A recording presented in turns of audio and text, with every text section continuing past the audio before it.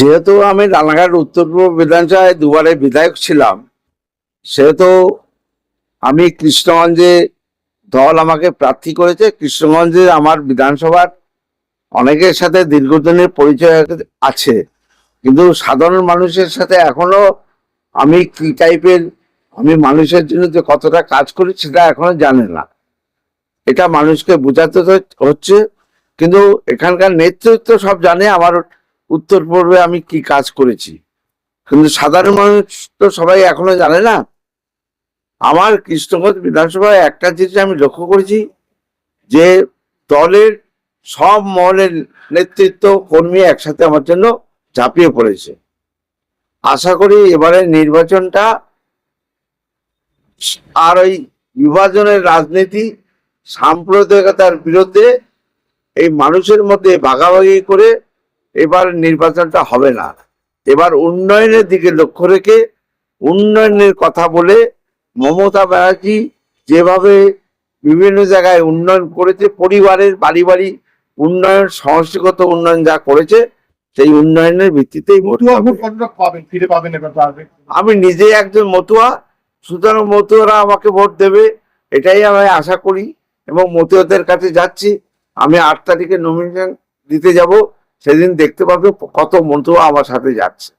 সবচেয়ে বড় কথা হচ্ছে আপনি এর আগেও নির্বাচনে প্রতিদ্বন্দ্বিতা করেছেন, জয়ী হয়েছেন, আবার একবার পরাজয়ের মুখ দেখতে হয়েছে। 2 বার জিতেছি, একবার হেরেছি। ওই যে সাম্প্রদায়িক বিভাজনের জন্য, উন্নয়নের ভিত্তিতে ওরা লড়াই করে না তো, কারণ ওরা কোনো মানুষকে উন্নয়ন দেয় না বিজেপি, আর উন্নয়নের কথা বলেও না, উন্নয়নের ভিত্তিতে লড়াই করে না। ওরা একবার ভোট নিয়ে আর মানুষের কাছে ফিরে আসে না, দেখাও করে না। কিন্তু আমি, দল আমাকে প্রার্থী করেছে, আমি একজন সমাজ সেবক হিসাবে বিধায়ক হলে আমি এই এলাকায় উন্নয়নে ভরিয়ে দেবো, এবং মানুষ যেটা কল্পনা করতে পারি সেটা করে দেখাবো। আর প্রথম যদি জেতেন প্রথম কোন কাজগুলো করবেন? প্রথম আমি বিভিন্ন জায়গায় ঘুরছি, যে যাদের প্রয়োজন যেটা সেটা আমাকে বলছে, আমি নোট করে রাখছি। এরপরে জিতার পর আমি প্রায়োরিটি ভিত্তিতে পরপর করে দেবো। একদম বর্ডার সংলগ্ন এলাকা, সেখানে মানুষের বেশ কিছু যোগাযোগ, কানেক্টিভিটি সহ বিভিন্ন রকম সমস্যা থাকে। সেই ব্যাপারগুলো নিরসনের জন্য কি উদ্যোগ নেবেন আপনি? যদি দেখুন, আমি আগে যে কেন্দ্রে বিধায়ক ছিলাম সেখানেও বর্ডার, 0 পয়েন্ট বর্ডারে আমি থাকি, আমার নিজের বাড়িটাও 0 পয়েন্ট বর্ডারে। সুতরাং বর্ডারে যে কি সমস্যা হয় সেটা আমি ভালোভাবেই জানি। বর্ডারে অনেক মানুষ, বর্ডারের যারা তার কাটার ভিতরে আছে, তাদেরকে ভোটার কার্ড জমা রেখে বাইরে আসতে হয়। 6টার পরে গেলে বর্ডারে যারা পাহারা দেয় তারা খুব সমস্যা করে। মানুষ মনে হয় কি যে একটা দ্বীপের মধ্যে আছে, যে দ্বীপের সাথে সমুদ্র ছাড়া আর কোনো সম্পর্ক নেই। বর্ডারের ভিতরের মানুষও সেইভাবে খুব কষ্টে দিন যাচ্ছে তাদের। সুতরাং বর্ডারের সমস্যাটা আমি নিশ্চয়ই বিধায়ক হওয়ার পরে দেখবো। আমি আগে যে কেন্দ্রে ছিলাম সে কেন্দ্রেও দেখেছি। প্রচারের এই তো আস্তে আস্তে গরমও বাড়ছে, প্রচারের পাওয়ার মিলটা কি খাচ্ছেন? সকালবেলা কি খাচ্ছেন বা দুপুরে কি? পাওয়ার মিল বলতে আমি চিরকালই মাছ মাংস খাই না, হালকা খাই, হালকা জিনিস, যেমন ভাত ডাল সবজিটাই আমি খাই, এবং সারাদিনে একবারই খাই ভাত ডাল সবজি। রাতে রুটি খাই সবজি দিয়ে, আর সকালবেলা কখনো ছাতুর জল বা হালকা লাইট যেগুলো খাই। আর প্রচারে বেরিয়ে এখনো শুরু করিনি, ফুল প্রচার কাল থেকে শুরু হবে। প্রচারে বেরিয়ে গ্লুকন ডি এইসবই খাবো, আর কি হবে। আচ্ছা, বলছি পেশা কি আপনার? পেশা বলতে আমি রেলে চাকরি করতাম, 19.5 বছর রেলে চাকরি করেছি। মাত্র 6 মাসের জন্য পেনশন না নিয়ে আমি মানুষের সেবায় নিয়োজিত হয়েছি, এবং আমি পেনশন পাই না। এখন আমার বাবার একটা বিড়ির কারখানা ছিল ছোটখাটো, সেটার পরেই আমার সংসার চলে। বাবা এক্সপায়ার হওয়ার পর আমি রেলের চাকরি রিজাইন দেওয়ার পর ওই বিড়ির ব্যবসা নিয়ে আমাদের ছোট্ট ফ্যামিলির সংসার চলে। আচ্ছা, এসআইআর এর জন্য অনেক নাম বাদ যাচ্ছে, অনেক সমস্যা হচ্ছে, বিষয়টা কি বলবেন? এসআইআর যেভাবে বৈধ ভোটারের নাম বাদ দিয়েছে, রোহিঙ্গাদের তাড়াবো এই নাম করে মানুষের কাছে বার্তা দিয়েছে এক বছর ধরে।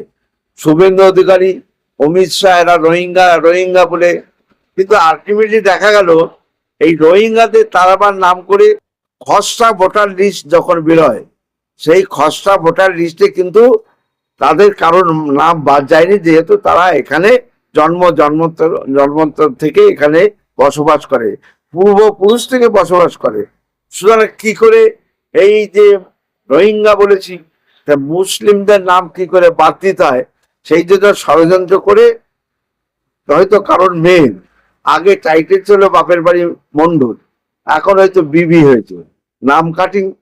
আবার এইসব বিভিন্ন ভুল ত্রুটি ধরে যে মানুষকে বাদ দিয়েছে, এবং সেই সাথে সাথে এই মুসলিমদের নাম বাতিল দিকে দেখা গেল আমাদেরই মতুয়া সমাজের অনেক হিন্দুদের নাম বাদ পড়েছে ওই আইনের বলে।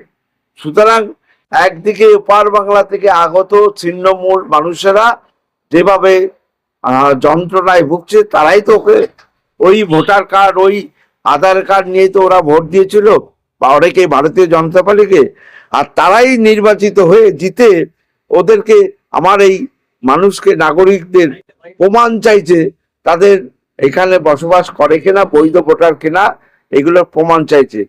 চাই যে এমএলএ, যে এমপি, প্রধানমন্ত্রী জিতার পরে বলছে তুমি প্রমাণ দাও, তোমার ওদের ভোটে জিতলো, আবার এখন জিতার পরে বলছে প্রমাণ দাও তুমি এই দেশের নাগরিক।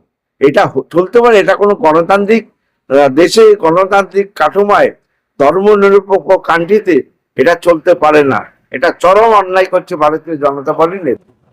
এদিকে কোনো প্রভাব পড়বে? অবশ্যই প্রভাব পড়বে।